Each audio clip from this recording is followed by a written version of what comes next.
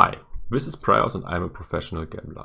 Today I will bring you another poker hand review. This hand was again played on GGpoker and the blinds will be 501k with a mandatory 2k straddle.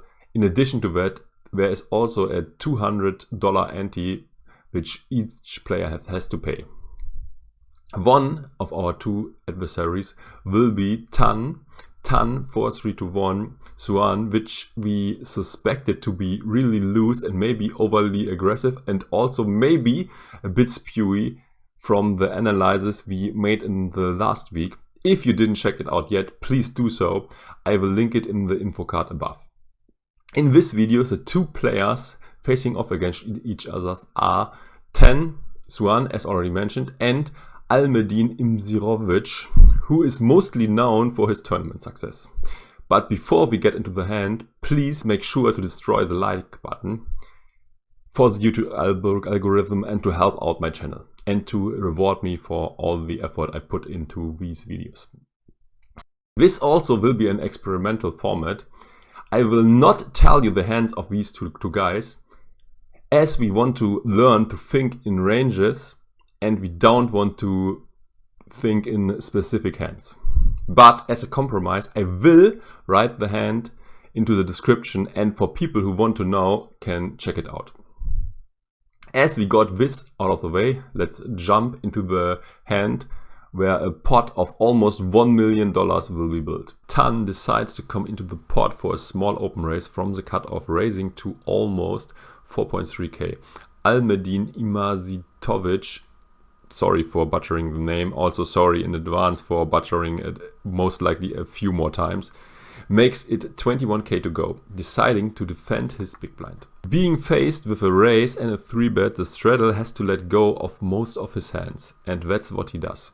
I expect Almedin to make this play with a fairly wide range, but not too wide, expecting him to re-raise with hands like high and medium pocket pairs and also monsters like ace-king or ace-queen. Other broadways can certainly also be in his range. For balance sake, he will also have some suited connectors and one-gappers as well as suited wheel hands in his range. This will give him at least some board coverage on flops with small cards. These guys are really deep. I expect Tan to basically never fold with position and a lot of money behind. I expect him to call most of the time and also to mix in some occasional 4-bets with both his monsters and also some bluffs. This time the Chinese just calls. The flop is not in favor of Almedin's range, bringing 2 5s and a 9. Nevertheless, he goes for a small c-bet, figuring that his opponent missed the flop a lot too, hoping to take it down right away. Seems like Tan heard my analysis. He surely recognized that this is a troublesome board for the preflop aggressor. His range is also be perceived to have a lot more 5s, as he in general is a lot looser, and on top of that, his cut-off opening range and 3-bet calling range has a lot more hands that connect with this board. I expect him to raise with a wide range of hands like gut shots, namely 6-7, 7-8 and 6-8. I also expect him to raise his value hands like trips and boats. In addition to that, he might also pull this move sometimes with pure air or weak draws like just a backdoor flush draw with 1 or 2 overcards. If he holds a 9 like 8-9 for example, it's tricky. On the one hand, it's tempting to raise for protection and to get some value from light floats, but on the other hand, he's building a huge pot with a marginal hand if he decides to raise here. Mixing it up with a 9 between calling and raising is fine in my book. In Almedin's spot, he has to call wide now, because first, it would be really exploitable if he would give up too easy on boards like this as a preflop aggressor.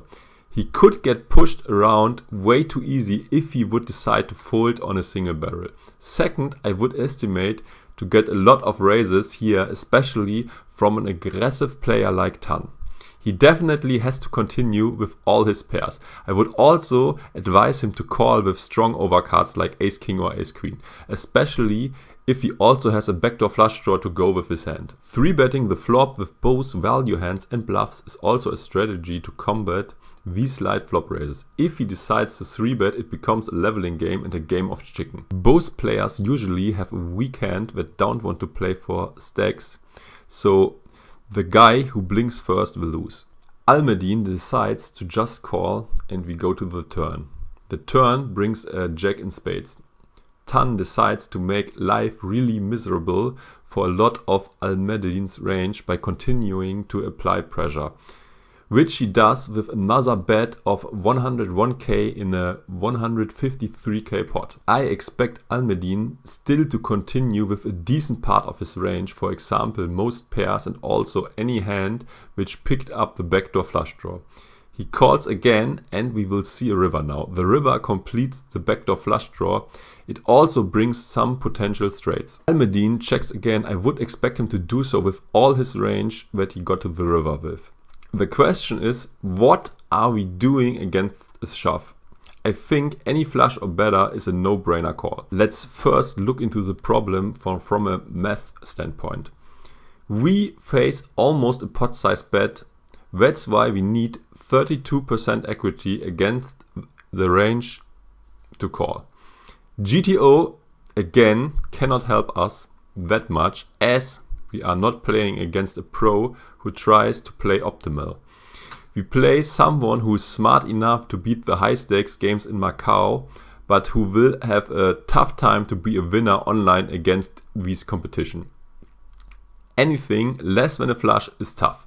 Honestly, I cannot tell you the right solution. To be honest, calling anything decent might be an option. And by decent I mean queens or better. If my read from the previous video is correct and Tan likes to pull big bluffs and is too aggressive, this might be the way to go. My decision also would depend on a few more factors like hands I saw earlier in the session. Our history. Did we folded a lot against him lately? Is he perceiving us to be weak, or does he think that we are a calling station? Is he on tilt, or did he won a lot this session, which his deck suggests? What are his tendencies? Do we got any timing tells that might lead us to make a decision in one direction or the other? This decision is really complex and really hard to make. Overall, it's really hard to answer for me what the bottom of our calling range should be without having any additional info like things mentioned before. The board also ran out quite scary that he might be inclined to bluff a lot because one gut shot came in and the spade backdoor flush draw also got there. Essential for deciding if we can call light here is also the question if he can turn things into a bluff. If he raised the flop with a 9, 7-8 or 6-8 or maybe 7s, is he able to 3-barrel on the river? Would he bet the turn if he raised the flop with a 9? Is he value betting really thin? Meaning, if he hit the gutter, would he value bet or is he checking behind? What would he do with trips? Is he betting or getting the free showdown? Without knowing about his tendency, it's impossible to decide which hand lower than a flush could be a call here. Based on my really limited knowledge about the player, I would consider making a really light hero call. I think this guy can turn a 9 or an 8 into a bluff. I also think he might show up with complete air. The board also developed kind of scary. He might assume that he can push us around, as most of the guys in the game are not used to play these incredible high or nosebleed stakes. He is used to from being a high stakes regular in the Macau nosebleed games. To my knowledge, the Macau live games can be even bigger. So calling with queens or better is a viable option.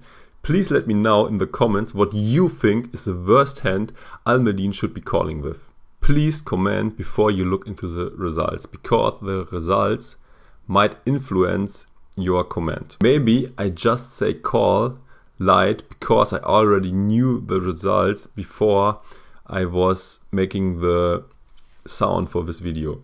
Maybe subconscious, I made up my mind because I knew his hand. I don't know. Keep in mind that the suggested play is purely exploitative and that maniacs also get good hands sometimes. People getting mad and calling way too wide is how legs make money. So don't go too far against overly aggressive opponents and call them all the time. Because at some point, observative thinking opponents, even if they are loose, will recognize your adjustments and they will readjust, not bluffing much against you anymore. Let's now see the showdown. Imsirovic shifts the pot with the ace-high flush. Tan was turning 9-7 into a bluff. Definitely an interesting play by him. He could also have just called the flop and tried to pot control. Instead, he decided to raise right away and to make another turn bet, which was almost purely for protection, as most light floats fold to his bet and most value hands stay into the pot. So by betting, he was putting himself into a spot where he was only getting called by better and some occasional good draws. Maybe his turn bet was also some bet which was for many different purposes. First, he probably can push out 6-outers like already mentioned, for example ace-king or ace-queen without a flush draw, and he could also decide to turn his hand into a bluff like he did later in the hand. Maybe 3-barreling was his plan all along, trying to play bully with the huge stack, figuring his opponent is scared money, which he might actually be. Having seen 2 really aggressive plays by Tan, I would assume that he is too aggressive and that he is also bluffing too much by now.